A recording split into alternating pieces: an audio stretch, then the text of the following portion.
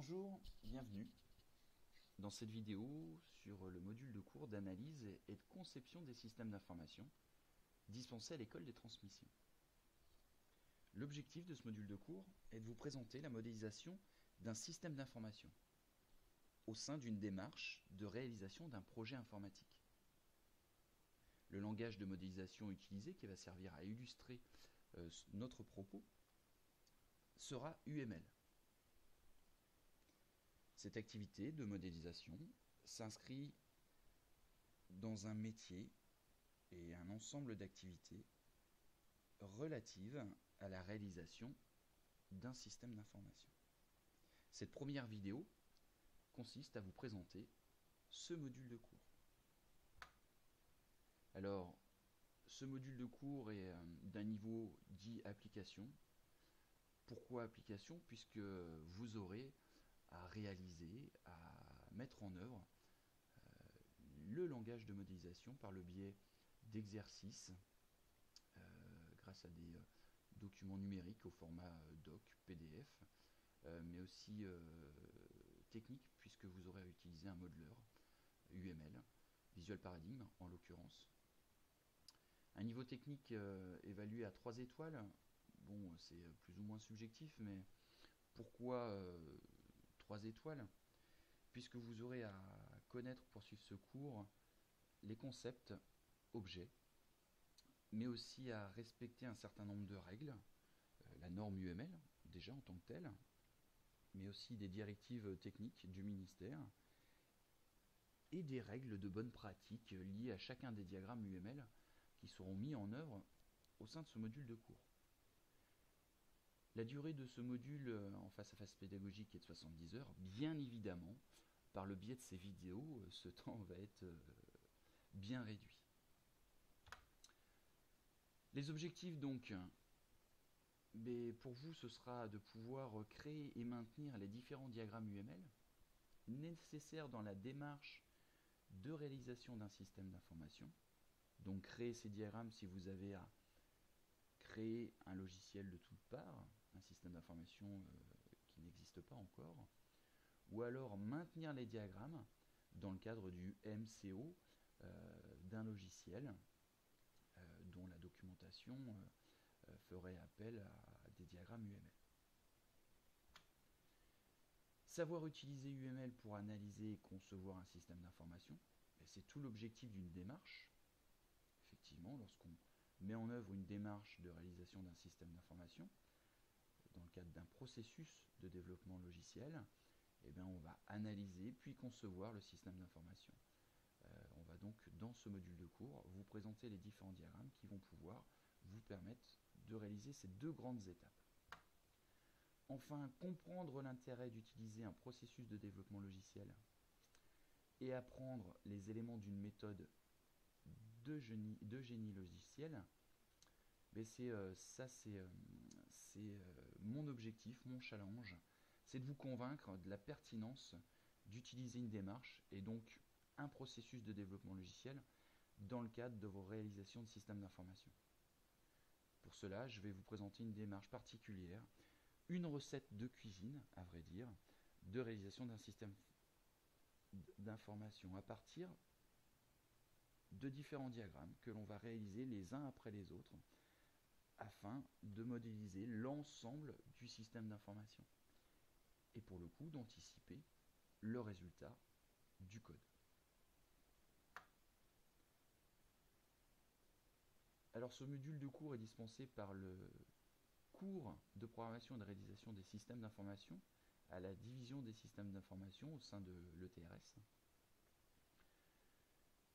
où l'objectif est de dispenser toutes les matières, les activités qui entrent dans le cadre de la réalisation d'un système d'information.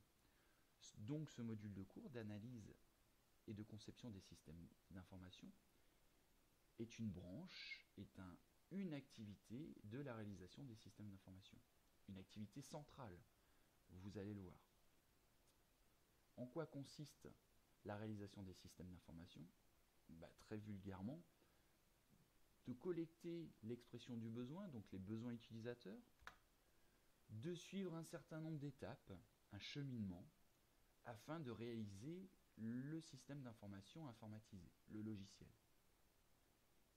Le challenge de cette réalisation est de transcrire de manière exacte les besoins en logiciel, les besoins en programmation, en code. Donc, sur ce cheminement, sur ce chemin, sur ces différentes étapes, donc différentes activités. Au sein de grandes étapes, la première étant l'analyse. Qu'est-ce que l'analyse? L'analyse est le fait de comprendre le besoin des utilisateurs. Donc, connaître la problématique. Ensuite, la deuxième grande étape, c'est concevoir. Qu'est-ce que concevoir? C'est, à partir de la problématique connue, imaginer une solution. Et donc la troisième grande étape, c'est la réalisation. Et cette réalisation consiste en quoi? Eh bien, à l'implémentation de la solution conçue. Pour ce faire, différentes activités, comme l'urbanisation, la conduite de projet, l'analyse et la conception des systèmes d'information. Alors je ne développe pas ces activités puisque c'est l'objectif des différents modules de cours de cette formation. L'architecture logicielle et les technologies de l'Internet, la base de données, les bases de données, vous ferez du GVD, du SQL pour la persistance des données, puis l'interrogation d'une base, et bien évidemment l'implémentation, le code, donc la programmation, ici en Java. Donc la programmation en Java pour le langage orienté objet, la modélisation en UML pour le langage de modélisation. Pourquoi? Parce qu'au sein du ministère de la Défense, il existe des directives faites par un organisme normalisateur et dans ces directives, le langage préconisé pour le développement d'applications orientées objets, c'est Java, et pour la modélisation, c'est UML. Voilà. Différentes parties dans ce cours. Alors là, c'est le contenu du cours pour le face-à-face pédagogique. Bien évidemment, dans ces vidéos, ce sera un petit peu différent, sauf que les deux grandes parties resteront les mêmes. La capture initiale des besoins, puis l'analyse. Il y aura aussi un certain nombre de travaux dirigés qui vous seront proposés. Un certain nombre d'ouvrages qui ont permis la réalisation de ce cours. Des ouvrages de référence, Cockburn pour les diagrammes de cas d'utilisation, les Tres Amigos pour le processus unifié, UP, qui sert de base à la démarche qui va vous être présentée. Pascal Roch, un des référents français dans le domaine. Voilà, donc si vous avez à faire des recherches, n'hésitez pas à consulter ces ouvrages.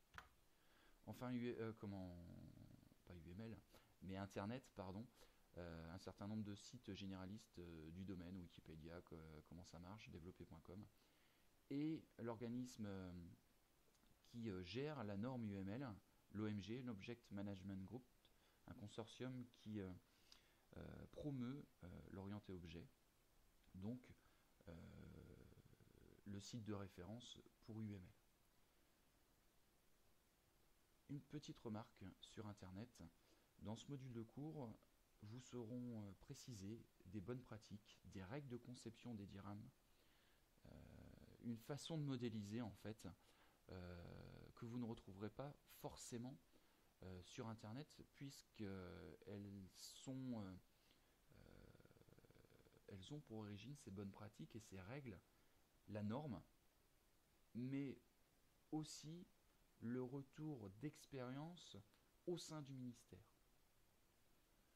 Donc la façon de modéliser enseignée dans ce module de cours n'est pas forcément celle de tout à chacun. Donc, restez vigilants et faites attention à ce que vous copiez sur Internet. Voilà, achevé la première vidéo du module de cours d'analyse et de conception des systèmes d'information et de sa présentation. Je vous remercie de l'avoir suivi.